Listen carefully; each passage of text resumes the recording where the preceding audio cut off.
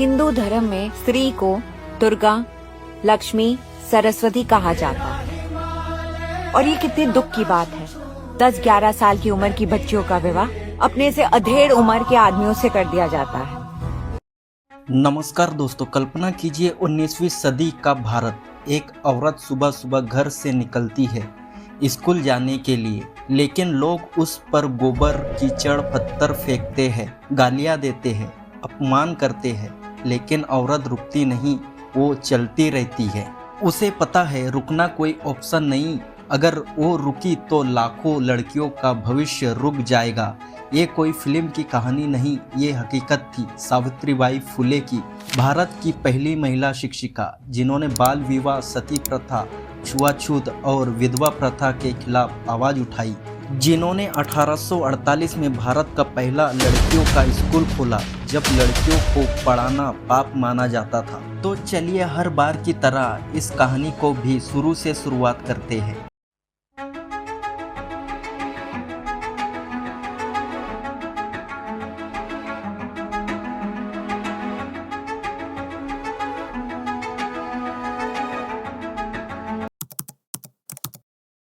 जन्म और बचपन, बाल विवाह का शिकार। 3 जनवरी 1831 को महाराष्ट्र के सतारा जिले के नायगांव में एक माली परिवार में जन्मा। पिता खंडोजी नेव से किसान थे। माँ लक्ष्मीबाई सावित्रीबाई अनपढ़ थी, क्योंकि उस समय लड़कियों की शिक्षा को पाप माना जाता था। मात्र 9 साल की उम्र में उनकी शादी 13 साल के ज्योतिराव फुले से कर दी गई।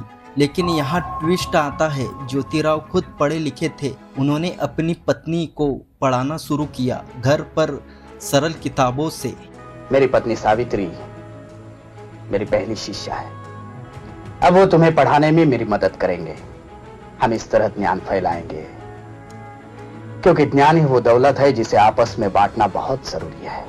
धीरे धीरे सावित्रीबाई ने पढ़ना लिखना सीख लिया, फिर उन्होंने टीचर ट्रेनिंग भी ली। तो दोस्तों, आज भी कई लड़कियां बाल विवाह का शिकार होती है, लेकिन सावित्रीबाई ने दिखाया शादी से जीवन खत्म नहीं होती, बल्कि वहां से नई शुरुआत हो सकती है। अगर इरादा पक्का हो तो कोई भी बंधन आपको रोक नहीं सकता। पहला स्कूल और जबरदस्त विरोध। 1 जनवरी 1948 पुणे में भिड़ेवाड़ा में भारत का पहला लड़कियों का स्कूल खोला गया। सिर्फ 9 लड़कियां शुरू में, लेकिन ये क्रांति की शुरुआत थी। सावित्रीबाई फुले खुद टीचर बनी, भारत की पहली महिला शिक्षिका बनी। ज्ञान अर्जित करने का अधिकार सिर्फ पुरुषों का होता तो भगवान सरस्वती माँ को ज्ञान की देवी नहीं बनाते। विरोध भयानक था। रास्ते में गोबर, कीचड़, पत्थर फेंके जाते थे। परिवार ने घर से निकाल दिया। ब्राह्मण समाज ने बहिष्कार किया, लेकिन उस्मान शेख और उनकी बहन फातिमा शेख ने उन्हें शरण दी। वहीं से स्कूल चलाता रहा। 1851 तक 3 स्कूल, 150 छात्राएं, कुल मिलाकर 18 स्कूल खोले। शूद्र अतिशूद्र लड़कियों को भी पढ़ाया। सावित्रीबाई कहती थी, जो मुझे पत्थर मारते हैं मैं उन्हें फूलों से जवाब देती हूँ। एक दिन उन्होंने दूसरी साड़ी साध रखी, गंदगी लगने पर बदलती थी, लेकिन हार नहीं मानी। दोस्तों, अगर आज आपका कोई सपना है और लोग हंसते हैं, रोकते हैं, याद रखो सावित्रीबाई ने पत्थर झेलकर स्कूल बनाए। आपका एक कदम हजारों के लिए रास्ता खोल सकता है। समाज सुधार, विधवा बाल हत्या, सती प्रथा। 1853 में बाल हत्या प्रतिबंधक गृह खोला, विधवाओं के लिए, जहां वो सुरक्षित बच्चे पैदा कर सके। विधवाओं को अपनाया, उनके बच्चों को शिक्षा दी। सती प्रथा, बाल विवाह के खिलाफ आवाज उठाई। 1873 में ज्योतिबा के साथ सत्यशोधक समाज की स्थापना, जाति धर्म में भेदभाव के खिलाफ उनकी किताबें काव्य फूले। 1854 में भवन काशी, सुबोध, रत्नाकर, महिलाओं के अधिकार पर विचार। शिक्षा वहाँ प्रकाश है जो अंधेरे को भी दूर करता है। अंतिम दिन प्लेग में सेवा। 1897 में पुणे में प्लेग फैला। सावित्रीबाई ने क्लिनिक खोला। एक 10 साल के बच्चे को गोद में लेकर अस्पताल ले जाती हुई खुद प्लेग से संक्रमित हो गई।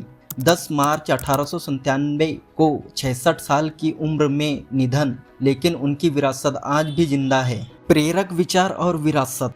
शिक्षा से डर खत्म होता है, ज्ञान से निर्भीकता आती है। औरतों को शिक्षित करो, पूरा समाज शिक्षित हो जाएगा। जो पत्थर मारते हैं उन्हें फूलों से जवाब दो।